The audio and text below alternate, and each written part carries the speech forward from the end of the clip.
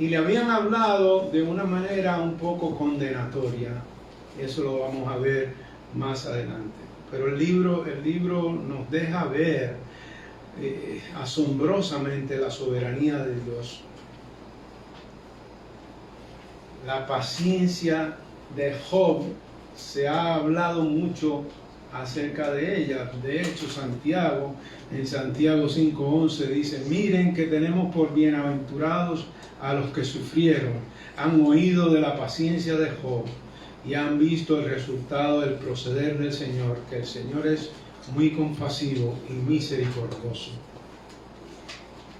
La paciencia de Job es elogiada por Santiago, y Santiago es como si pudiéramos mirar todo el libro de Job resumido en las palabras de Santiago.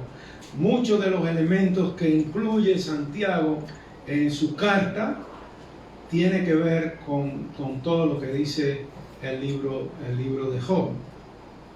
Pero no solamente la paciencia de Job, la paciencia de Dios con Job y la paciencia de Dios con cada uno de nosotros, porque a veces nosotros no nos comportamos de la manera que Dios quisiera que nos comportáramos, y no somos tan pacientes con Dios como Él es con nosotros. Un predicador que tomó el púlpito de John Owen fue un predicador puritano, un predicador inglés muy conocido.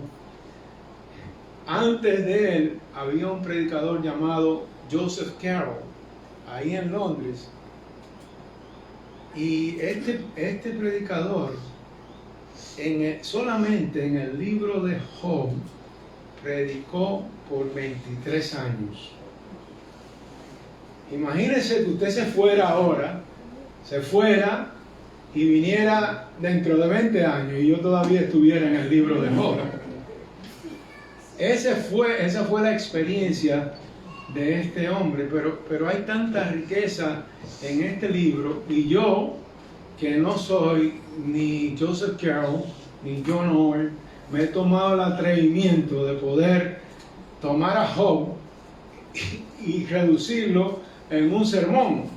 Y eso, mis hermanos, yo necesito ayuda del Señor para poder hacer eso, porque si no, miren, no vamos a poder ver aquellas cosas que tenemos que ver. Y la idea es que usted se vaya de aquí y siga con Job, y siga toda la semana con Job, y diga: wow, el pastor no me dio lo suficiente, y mira cuánto hay aquí, y cuánto yo puedo extraer de este libro, y cuánto yo puedo aprender de este libro. Y yo le voy a dar algunas pinceladas del libro, y me voy a parquear en la soberanía de Dios, en lo que tiene que ver con la soberanía de Dios, que comienza en el capítulo 38. Este libro de Job es parte de los libros de sabiduría. Hay mucha sabiduría en el libro de Job. ¿Y cómo adquirimos sabiduría nosotros? Nosotros adquirimos sabiduría cuando la aprendemos de otra persona. Hay personas que son sabias, hay personas que aún que no tienen mucho estudio, y uno puede confiar en ellas porque un abuelo, un tío, lo que sea, tienen sabiduría, y aprendemos sabiduría de esa manera. También aprendemos sabiduría descubriendo nosotros mismos, a través de vivir la vida, las cosas que suceden en la vida, y vamos adquiriendo cierta sabiduría. Por ejemplo, una niña le dijo a su mamá: ¿qué hiciste a mi edad que hace que te preocupes tanto por mí? ¿Qué hiciste a mi edad que hace que te preocupes tanto por mí? La mamá estaba corrigiendo a la niña y corrigiéndola. ¿Qué será lo que tú hiciste? ¿Y qué será lo que nosotros hemos hecho que nos lleva a preocuparnos tanto por aquellos hermanos, aquellos que están aquí, que son parte de la iglesia, y aquellos que son nuestros hijos, nuestros familiares, porque ya nosotros hemos caminado por ahí. Y la sabiduría de Job fue probada. La sabiduría de Job, de hecho, Job aprendió sabiduría de una manera extremadamente difícil, pero salió mejor. Porque Dios ve la vida tuya y la vida mía, Dios no la ve como nosotros la vemos. Muchas veces nosotros vemos la vida en el aquí y ahora, pero Dios ve la vida tuya en el futuro. Él ve lo que va a suceder contigo en el futuro, y muchas veces Él tiene que pasarte por un filtro y pasarte por dificultades para que tú aprendas lecciones que tú necesitas aprender y que yo necesito aprender en nuestra vida. Y a veces nosotros conectamos nuestra fidelidad con la bendición. Si soy súper fiel, si soy súper íntegro, si soy una persona justa, Dios automáticamente me va a bendecir. Pero ese no es el caso de Job. Porque Job era un hombre intachable, un hombre justo, un hombre que no tenía a qué señalarle. Y este Job perdió a sus hijos, perdió posesiones, perdió salud, perdió a su mujer. Mejor dicho, la mujer lo amonesta, la mujer lo maldice. ¿Todavía conservas tu integridad? Maldice a Dios y muérete. Óigame, mire, imagínese que usted está pasando por una situación de sufrimiento y usted tiene una persona al lado que, en vez de decirle confía en Dios, Dios tiene un propósito, no, maldice a Dios y muérete. El poeta Alfred Lloyd Tennyson dijo acerca del libro de Job: este es el poema más grande de tiempos antiguos y de tiempos modernos. Y Lutero dijo: este es el libro más magnífico y sublime de toda la Biblia. Y hoy vamos a ver un panorama de este libro, con el énfasis en la soberanía de Dios. Porque a veces Dios permite el sufrimiento en nuestra vida para purificarnos, para probarnos, para enseñarnos, para fortalecer nuestra vida, para fortalecernos a nosotros, para que nosotros salgamos mucho mejor de lo que nosotros éramos. Y como ahí tienen el bosquejo que seguro que han recibido, vamos a ver en los 2 primeros capítulos, vamos a ver que hay un prólogo que tiene que ver con prosa narrativa. Y ahí vemos diálogos, los diálogos de Dios con Satanás, y también Job habla con su esposa, y al final del capítulo 2 también los amigos, los 3 amigos, Elifaz, Bildad y Zofar. 3 amigos que se pasan 7 días con Job, llorando por el sufrimiento de lo que le había sucedido a Job. Y después vamos a ver los diálogos que comienzan en el capítulo 3 en adelante. De hecho, el capítulo 3 es como un lamento de Job, pero ya partiendo de ahí, entonces entran estos amigos de Job a hablarle a Job, a decirle a Job y a tratar de llevar a Job de manera que él pensara que algo malo él había hecho por lo que le estaba sucediendo. Pero Job, en el capítulo 31, afirma su integridad. Y lo que tratan de decir estos amigos, estos tres amigos, en resumen, es: si pecas, sufre, y si sufre, es porque pecas. Que es una teología errónea. Los tres amigos de Job tenían una teología errónea. Tenían ortodoxia religiosa, pero en la práctica se quedaban cortos. En la praxis se quedaban cortos. Porque asumieron una postura de juicio, de juzgar a Job. Y después veremos la soberanía de Dios, el 38 al 42:6. Y finalmente la conversación de Job con Dios y la restauración de Job. Entonces vamos a ver los primeros capítulos, las palabras de Dios sobre Job. Dice la palabra de Dios, ahí en Job capítulo 1, versículo 8. Y el Señor dijo a Satanás: ¿te has fijado en mi siervo Job? Porque no hay ninguno como él sobre la tierra. Es un hombre intachable y recto, temeroso de Dios y apartado del mal. Note cómo este diálogo comienza con el Señor teniendo una conversación con Satanás. Una conversación con Satanás para que se fije en Job. Y la respuesta de Satanás en el versículo 9 dice: ¿acaso teme Job a Dios en balde?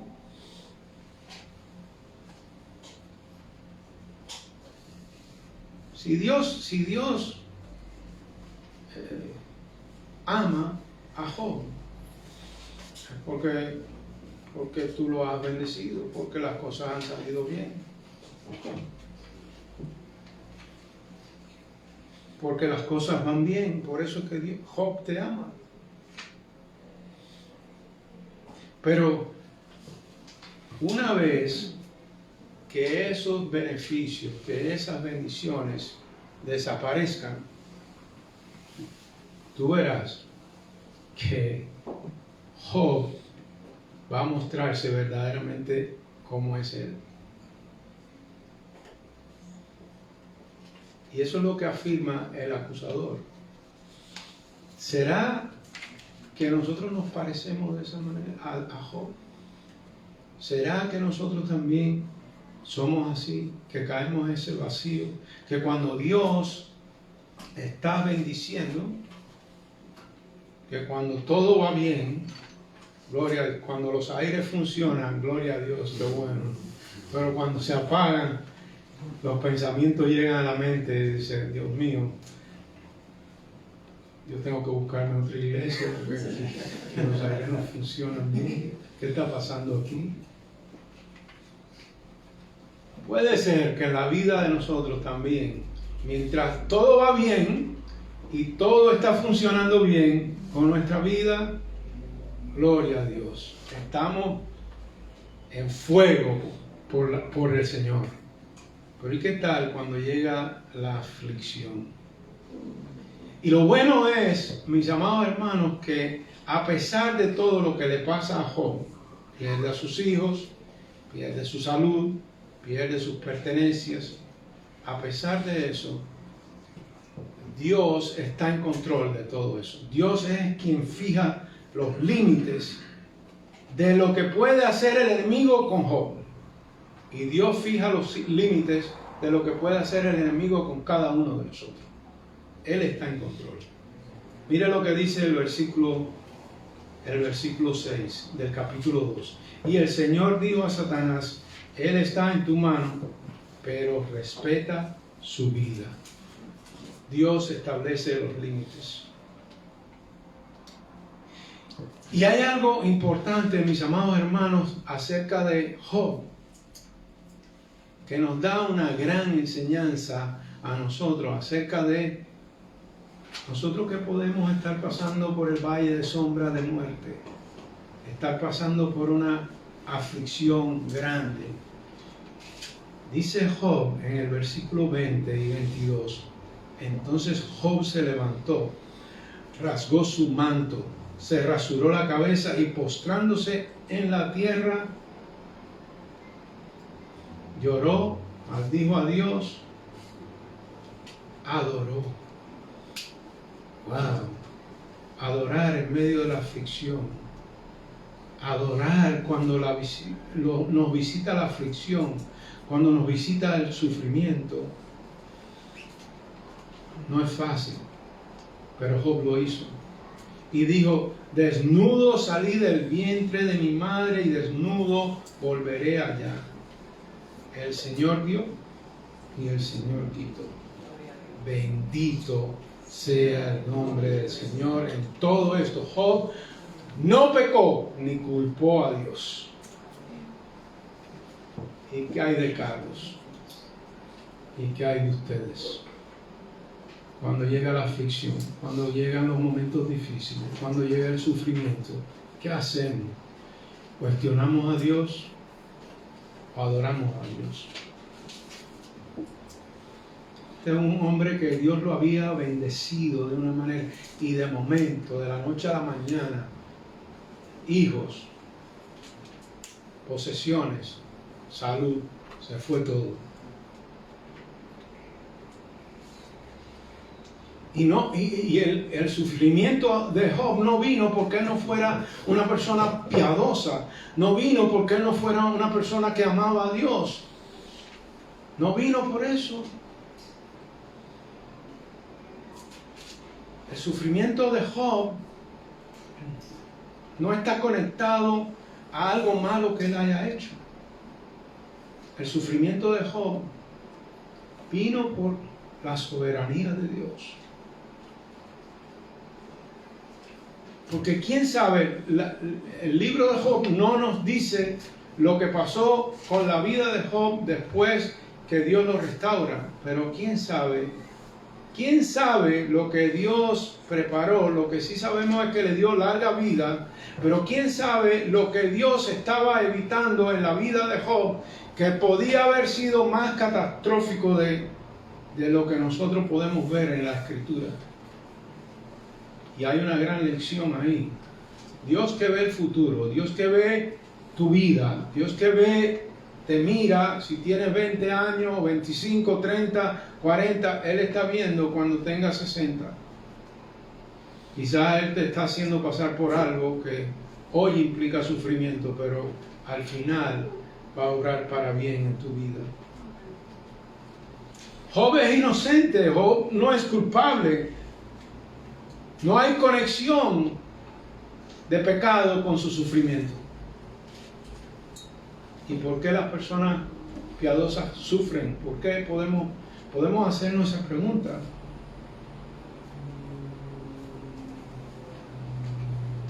Y a veces el sufrimiento de nosotros se convierte en resentimiento. Albergamos raíces de amargura. Y Dios no quiere eso. El sufrimiento duele. Pero dice el apóstol Pablo que esta aflicción es pasajera, es leve. Y nos debe producir un eterno peso de gloria que sobrepasa cualquier comparación. Y Pablo nos exhorta a no poner la vista en las cosas que se ven, sino en las cosas que no se ven. Que nosotros podamos poner nuestra vista en lo eterno, no en lo temporal, no en lo que estamos pasando aquí. El llamado es a poner la vista en lo eterno. Cuando miramos las circunstancias, el aquí y ahora, quitamos la vista de lo eterno. Quitamos la vista de lo eterno. Qué bueno que allá no vamos a necesitar aire acondicionado. En lo eterno no vamos a necesitar nada. Y tenemos que mirar esta vida con los lentes de lo eterno. Mirar hacia lo que Dios tiene preparado para cada uno de nosotros. Que esto que pasamos por aquí, esta leve aflicción momentánea, produce en nosotros un mayor peso de gloria. El otro personaje que vemos ahí en Job, en los primeros capítulos, es la mujer de Job. Y su declaración ahí en el versículo 9 del capítulo 2, entonces su mujer dijo, ¿aún conservas tu integridad? ¿Después de qué? Después que ya este hombre está lleno de llagas. Las llagas, dicen los que saben que las llagas de Job producían gusanos. Producía que él se rascara con una teja, con un tiesto. Producía, esa es la condición de este hombre. Pero la respuesta de Job, ahí en el versículo 10, dice, hablas como habla una mujer necia. ¿Aceptaremos el bien de Dios, pero no aceptaremos el mal? En todo esto, Job no pecó con sus labios. Usted ha tenido personas al lado así, de esa manera, cuando usted está pasando por una situación difícil, que a lo mejor le dice, revísate, porque tú lo que tienes es un pecado ahí, a lo mejor tú tienes un demonio, y tantas cosas que pueden decirnos las personas. Recuerde, mi amado hermano y hermana, las palabras de Job: aceptaremos el bien de Dios, pero no aceptaremos el mal. El bien de Dios y el mal. Cuando las cosas van bien, todo el mundo happy. Cuando las cosas van bien, se sobran los amigos. Usted hace una fiesta en la casa, cuando las cosas van bien, usted invita y aparece hasta el que no lo invitó. Ahora enférmese y caiga en un hospital. A ver dónde están todos los de la fiesta. Escondidos en la cueva. Y quizás pensando que usted está ahí en esa condición porque usted se lo merece. Capítulo 3, del versículo 1. Ya Job, imagínense, Job agobiado por todo lo que ha sucedido. Dice versículo 1 del capítulo 3, después de esto, Job abrió su boca y maldijo el día de su nacimiento. Maldijo el día de su nacimiento, pero no maldijo a Dios.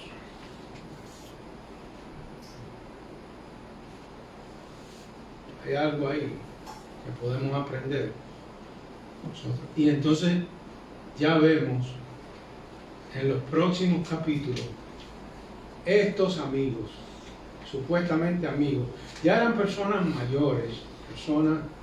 mayores, y empieza el debate. Habla Elifaz y después habla Job. Habla Bildad, habla Job. Habla Sofar, habla Job. Ahí. Y cada una de las cosas que estos hombres señalan tienen que ver con una teología errónea. Resumiendo todo, podemos decir y llegar a la conclusión que lo que ellos le decían es: tú estás así porque tú te lo mereces, porque tú has pecado. Tu pecado está directamente conectado con el sufrimiento que tú estás experimentando. Pero no es así. No es así. Esa es una teología errónea. Esa es una teología que asume que la persona que sufre está pagando un precio. Está pagando el precio de su pecado. En ocasiones puede suceder, puede ser que sea así, pero no en todas las ocasiones. Porque en este caso de Job no es así. Y en el caso de muchos de nosotros no es así. Puede ser que sí, pero puede ser que no. Y no podemos caer en los extremos de aplicarle una regla a las personas. Debemos nosotros ser como los amigos de Job, supuestamente amigos. Y mire, mis amados hermanos, cómo una teología errónea, mal fundamentada, lleva a los amigos, supuestamente amigos, a pecar y hasta a decir mentiras para justificar la posición que ellos mantienen.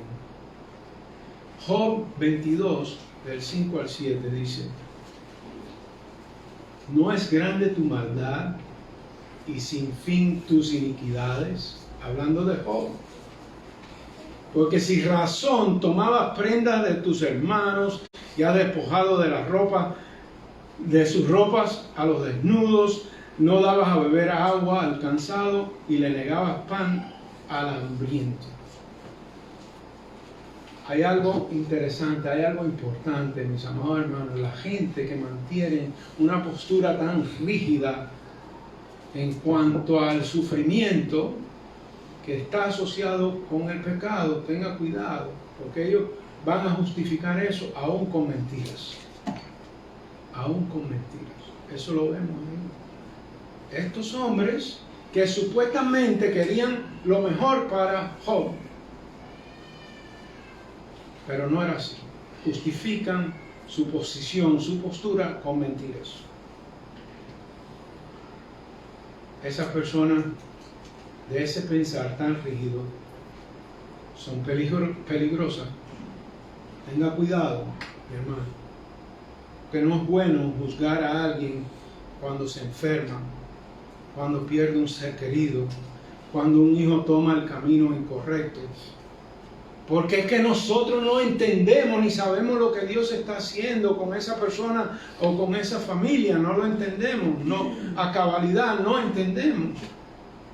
Pero juzgamos como si nosotros tuviéramos todo el entendimiento de lo que Dios está haciendo, y no es así. Las palabras de Job, en medio de todas las acusaciones de estos supuestos amigos, se dejan ver. Versículo 10 del capítulo 6 dice: pero aún tengo consuelo y me regocijo en el dolor sin tregua, que no he negado las palabras del Santo.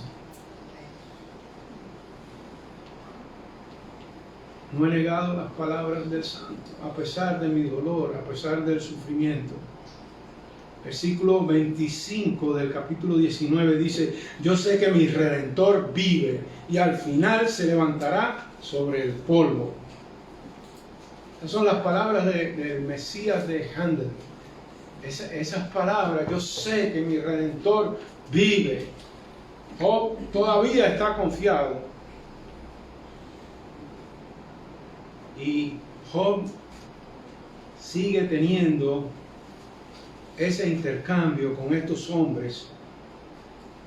Y mire en el capítulo 27, mire las palabras de Job del 1 al 5. Vamos a ir ahí.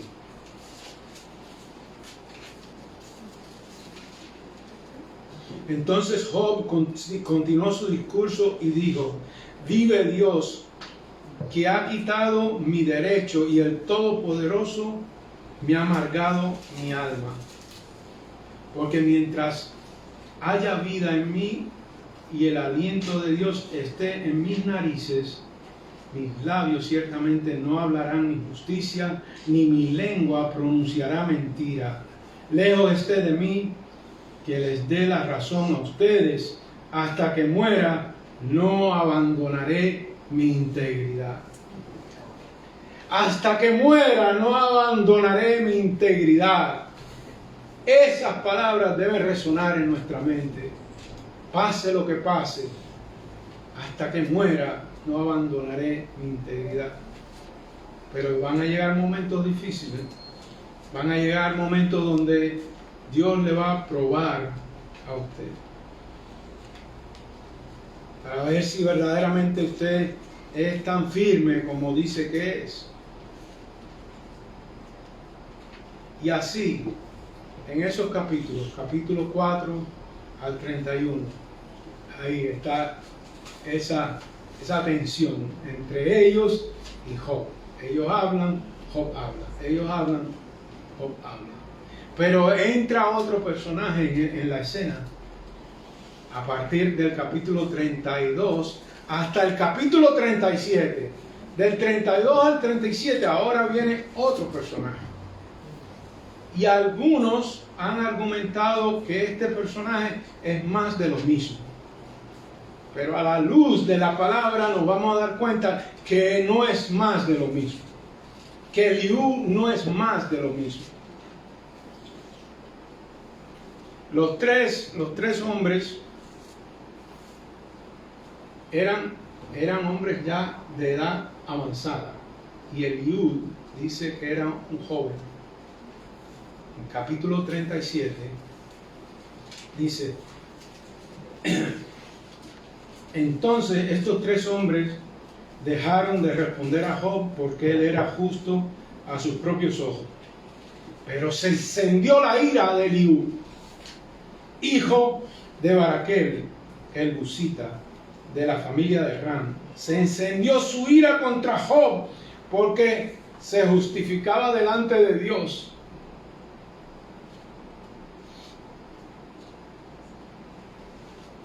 Su ira se encendió también contra sus tres amigos porque no había hallado respuesta y sin embargo habían condenado a Job. ¿Será que es más de lo mismo o no es más de lo mismo? John Piper argumenta que no es más de lo mismo, que es diferente. ¿Y cuáles son las razones del argumento de Piper?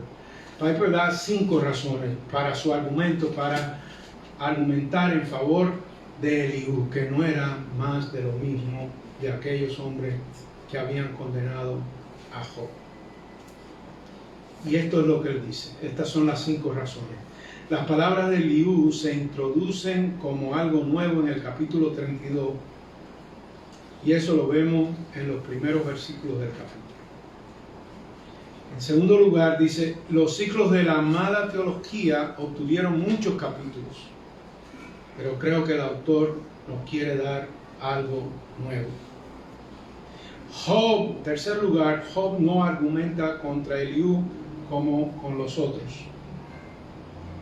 Cuarto lugar, en Job 42:7, Dios reprende a los tres amigos, pero no a Eliú. No los reprende. Miren lo que dice. Miren cómo dice.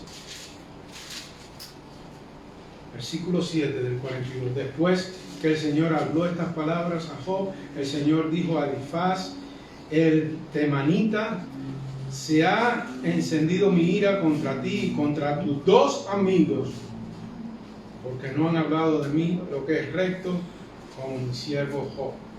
La ira de Dios se encendió contra los 3 amigos, pero no contra Eliú.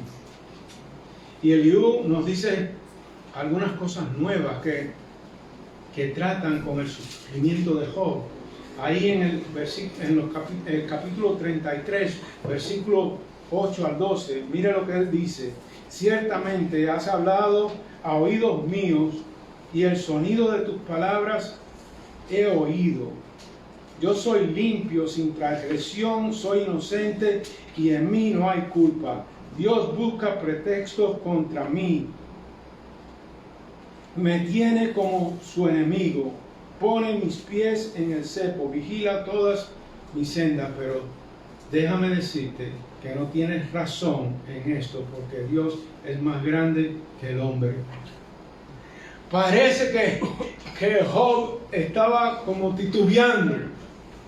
Y Eliú le dice, espérate. Y abre su oído en tiempos de opresión. Dice, Él libra al afligido en medio de su aflicción y abre el oído en tiempos de opresión.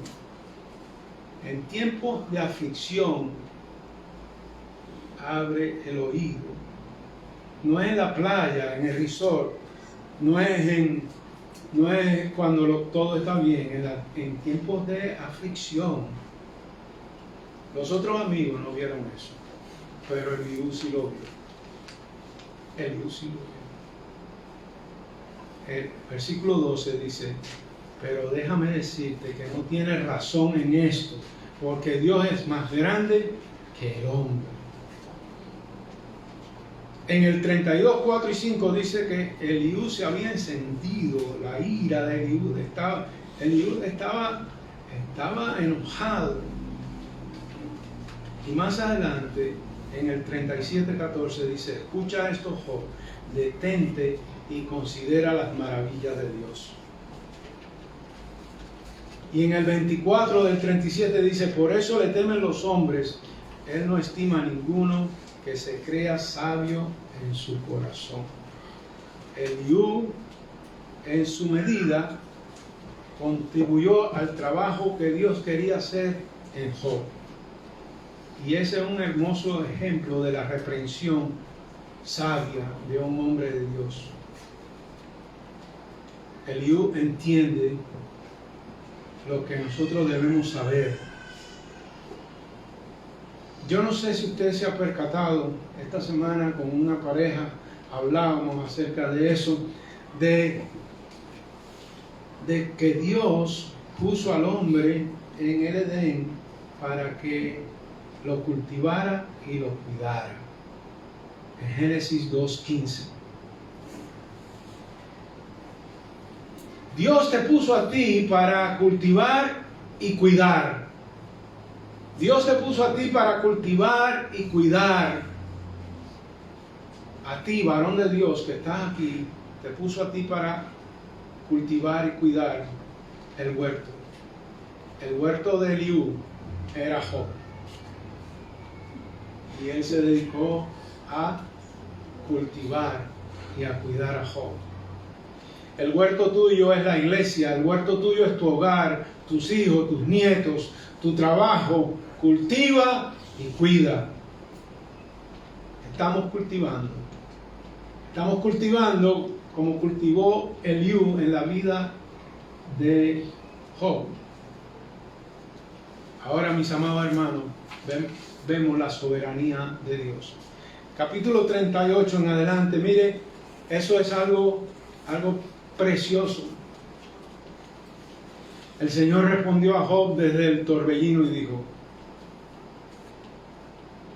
¿qué es lo que Dios le dijo a Job? Dios le dice, mira Job, tú todavía no sabes quién soy yo. Abróchate el cinturón, que voy para ti ahora. Prepárate. Versículo 3 del capítulo 38.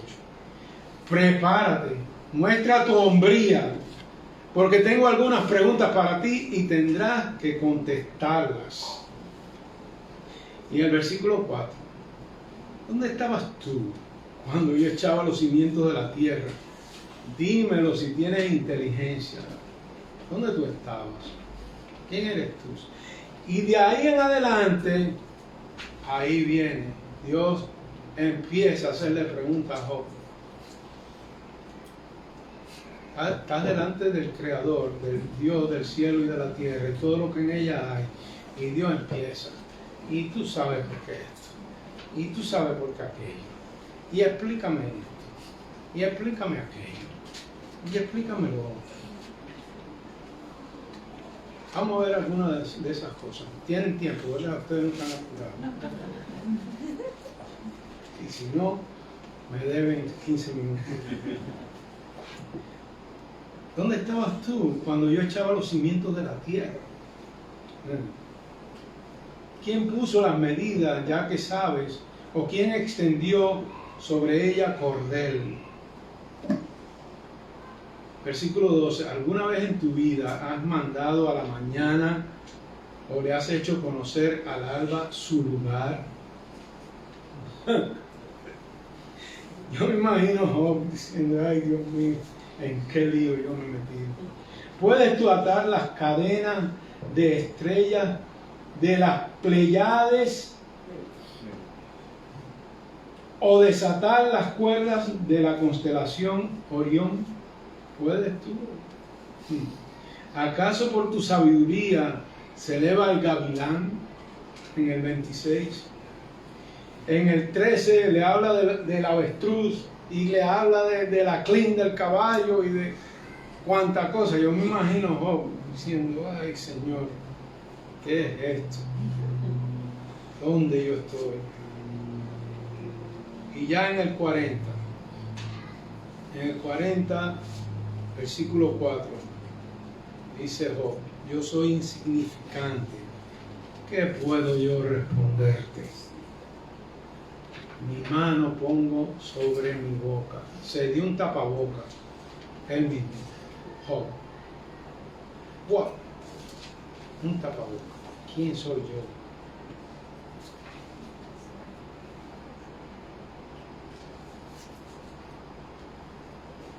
Nos damos cuenta de la grandeza de este Dios que nosotros tenemos. Usted quiere darse cuenta de la grandeza de Dios, cómase ese capítulo ahí, capítulo 38, 39, 40, 41.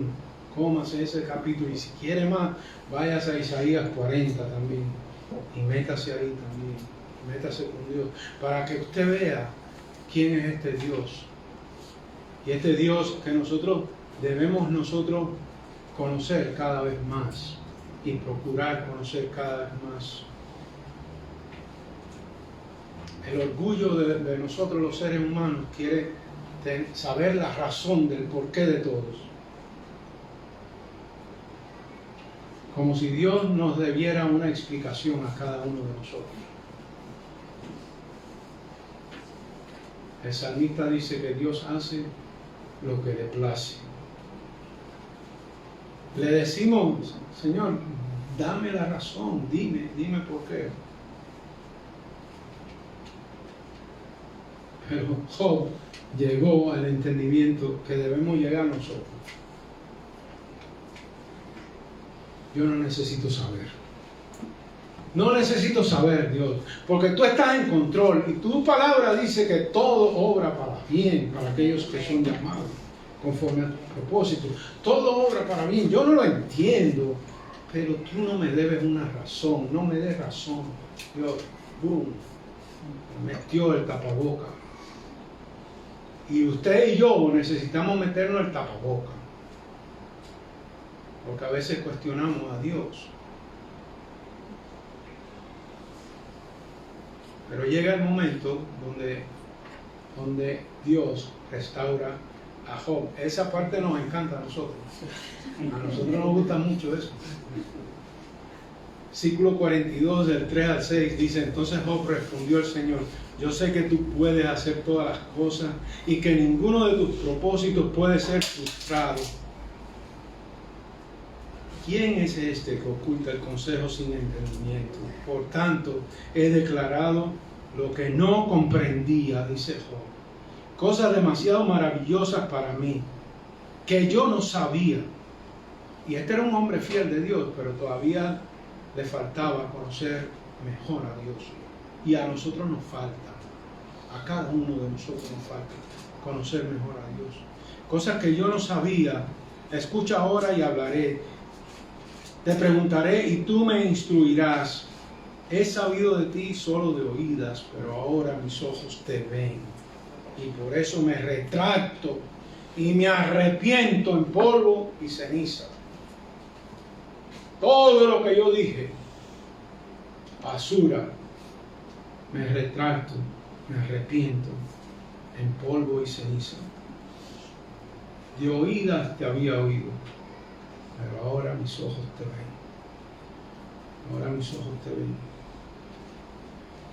Y mire, hay algo interesante en el versículo 8 del capítulo 42. Dice: ahora pues tomen 7 novillos y 7 carneros, vaya mi siervo Job, hablándole a los 3, y ofrezcan holocausto por ustedes, y mi siervo Job orará por ustedes.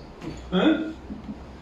Mi siervo Job orará por ustedes con aquello que le estaban, óigame, desde el capítulo 3 o 4 en adelante hasta el 31, rácata, de todas las cosas.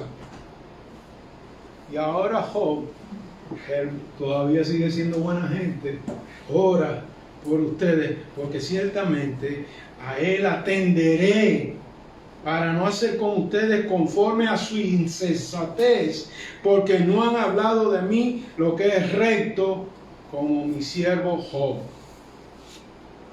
¿Qué aprendemos de eso? No seas vencido por el mal, sino vence con el bien el mal. Como dice Romanos 12:21. Me hiciste un mal, ¿sabes qué? La victoria está en el bien que yo te voy a hacer. Esto no es ojo por ojo y diente por diente, no. Yo voy a orar por ti para que Dios te dé entendimiento, para que Dios te haga ver las cosas que tú no has podido ver. Y el Señor restauró el bienestar de Job cuando éste oró por sus amigos, y el Señor aumentó el doble de todo lo que Dios había poseído. Ahora bien, ya vimos más o menos vuelo de pájaro ahí, y usted se va a ir y usted va a meditar más en eso. Y de la semana que viene, si usted quiere, me dice: pastor, pero usted no dijo esto, y mire lo que yo vi. Pero hay unas preguntas en el capítulo 14, que ahí es donde yo quiero terminar. Unas preguntas que hace Job.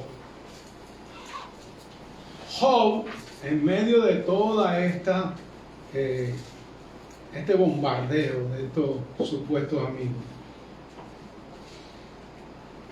dice Job: ¿y quién hará algo limpio de lo inmundo? Y expresa: nadie. ¿Tú sabes quién hizo algo limpio de lo inmundo? Cristo.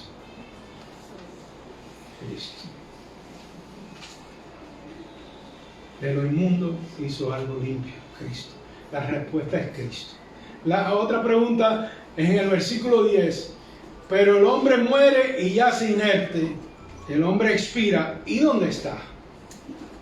La respuesta es Cristo. El hombre que muere en Cristo yace inerte, pero está en la gloria con Cristo.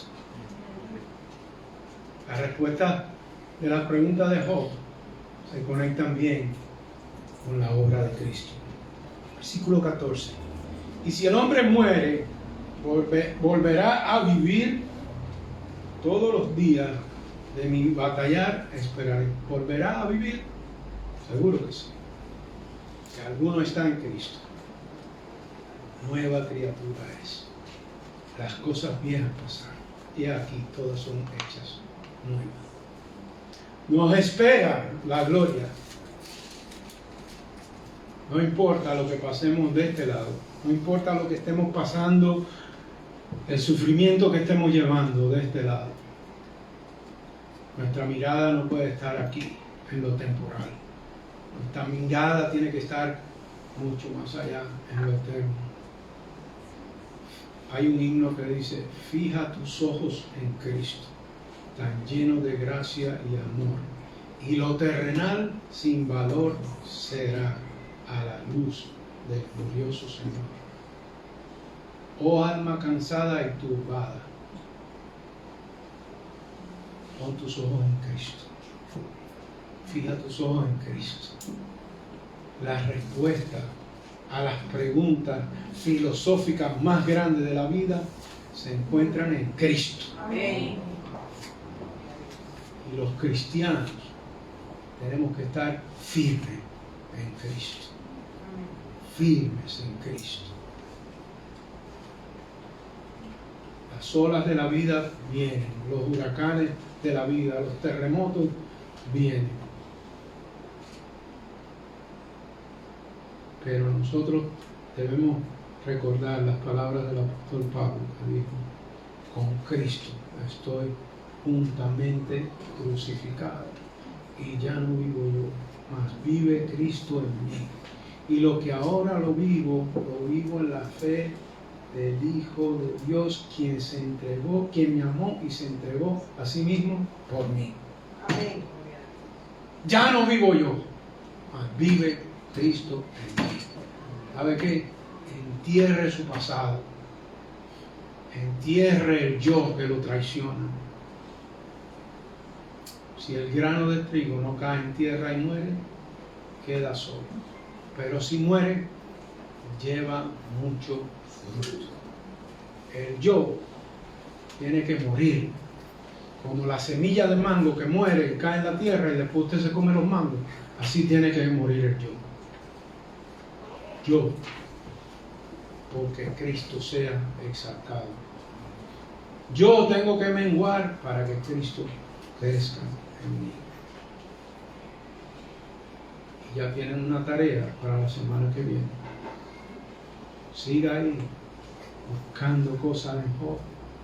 Siga ahí buscando lo que dijo Eliú, que hay mucha sabiduría en lo que dijo él. Y sobre todo en las preguntas. Hágase una lista de todas las preguntas que Dios le hace a Job. Por si alguna vez usted ha dudado de Dios, hágase una listica ahí. Tómese ese tiempo a ser de provecho. El Señor nos ayude, el Señor nos bendiga. Después de que ore, vamos a tener una adoración y después vamos a llamar a aquellos papás de los niños que vamos a presentar para que pasen al frente. ¿Okay? Padre, gracias por tu palabra, Señor. Señor, hay tanto que aprender de tu palabra, hay tanto que aprender de este libro de Job. Permite, Señor, que mis hermanos y mis hermanas se vayan esta semana con un interés de descubrir aquellas cosas que hoy, por cuestión de tiempo, no pudimos ver o tocar. Te pido, Señor, que la sabiduría tuya, que la soberanía tuya, Señor, se deje ver y que ellos la entiendan y la apliquen a su vida, Señor. Así como yo he pasado esta semana estudiando el libro y seguiré estudiándolo, Señor, que ellos también lo puedan hacer. Usa tu palabra en su vida, Señor, para hacer de ti algo mucho más grande de lo que las limitaciones nuestras nos permiten ver. Ayúdanos a unirnos a las palabras de Job. Yo sé que mi Redentor vive. Recibiré de ti el bien y no el mal. Ayúdanos a entender esa realidad, Señor. A no movernos por los panes y los peces, sino por una relación correcta contigo, Señor. Guíanos por tu Espíritu, en el nombre de Jesús. Amén. Adoremos al Señor.